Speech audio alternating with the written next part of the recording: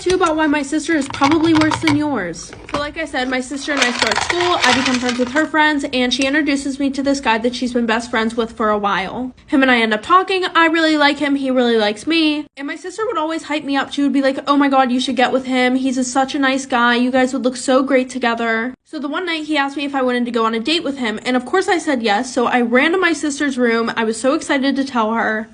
So I knock on her door, I go in, and I'm like, oh my gosh, guess what? She's like, what? I'm like, he asked me out on a date, and she just sits there and stares at me. And when I ask her what's wrong, she's like, oh my god, you knew that I liked him, you're such a bad sister, I would have never done this to you. So then I started to feel bad, but then I didn't because I remembered how she used to hype me up. So the next day, a few hours before my date, she comes in my room. She's like, hey, I'm really sorry about how I acted yesterday. I would love to help you get ready for your date if you'll let me. I feel so bad. And we're sisters, so of course I get over it, and I tell her yes, I want her to help me, like for part 3.